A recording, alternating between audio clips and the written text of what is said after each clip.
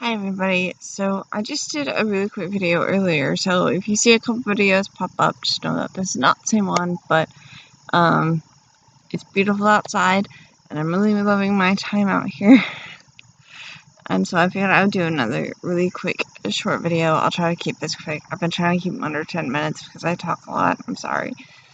Anyways, so, today, well, for this video, I'm gonna just touch up on a quick topic about paganism. So if you do your research, a lot of witches and pagans will tell you a lot, like the misconceptions, and a lot of things we don't do, like, for example, we don't sacrifice children, we don't worship the devil, a lot of us don't even believe in the devil.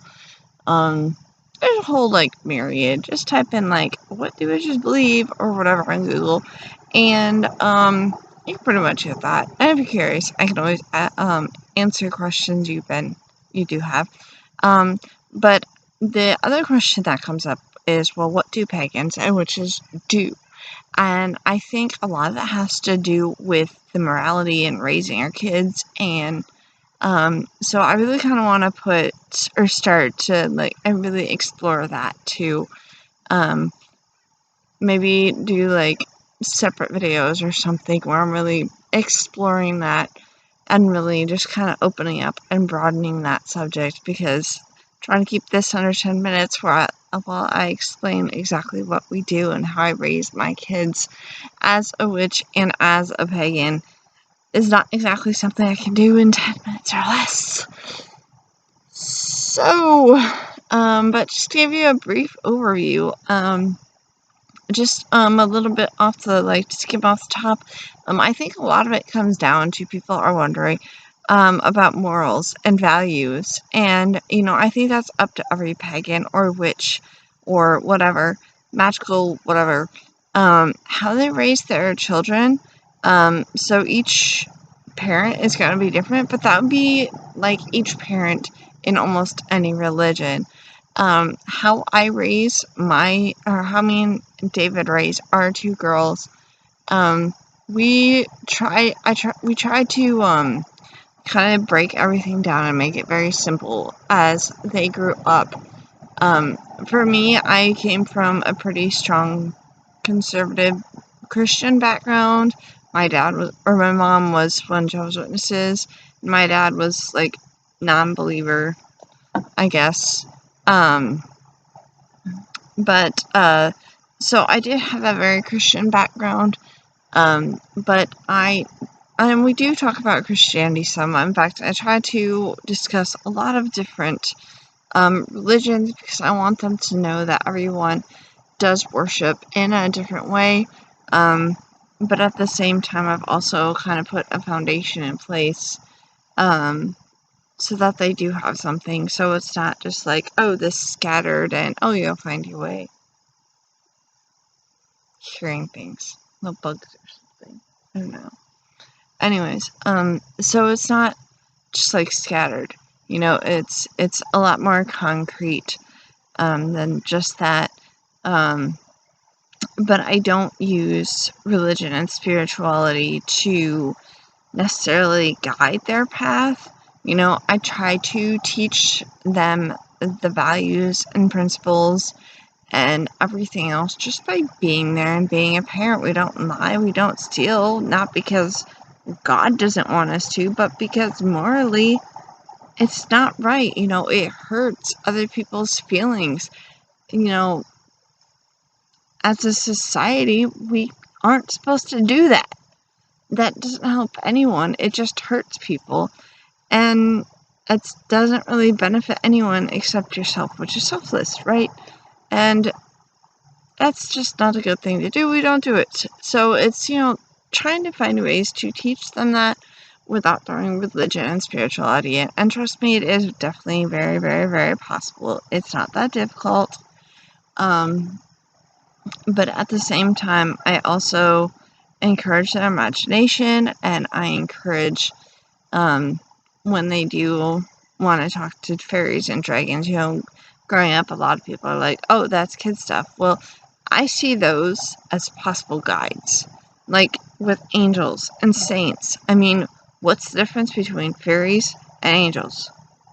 Although I could go on a tangent about that and tell you that some fairies are not always actually that nice. But also, then we can go on a tangent about angels. So, but I see those as guides, and if they can see that in a positive light, then let's use that to help them guide their path. You know, we also do talk about, like a god form of some type, and that's just to give them another way to be able to connect to this amazing, creative, spiritual energy that's out there. And they may eventually look at it differently, but that's their choice. But also, you know, understanding the balance between male and female. So yes, I do encourage talking about God, but we do it in a very male and female aspect. So it's goddess and God, or mother and father. So it's almost Christian, sort of. It's like that, but not. Because I don't just look at it as a paternal, I let them see the paternal and maternal side of it. So we do have that, and I do encourage them to talk to, you know, mother and father. We haven't really gone into a lot of different deities with them, simply because I do feel that having multiple deities and trying to teach those to different children could be really difficult for them to understand, so I've been trying to keep it very simple. And I think, I mean, we have brought up deities, just like with angels, you know, I have brought up certain angels or certain fairies or something occasionally, but that's not usually what I encourage with them. I just encourage those simple spiritual concepts as we move forward, and then let them broaden off that base. Basically, give them that foundation and let them sprout from there. And a lot of people are worried about church. Although I've been looking for a church, and it did take me 10 years. And yes, I did find one that I finally liked. It's very liberal, and we can believe whatever we want to believe, which is amazing. And that's also given them a great space for socialization. I'm very excited about that. However, you also don't need that either. I mean, there are plenty of opportunities for socialization outside of church. There's a strong community outside of church, especially if you do live in smaller towns. But even in larger towns, there is that area, that space for socialization, and I've tried to encourage that as much as possible.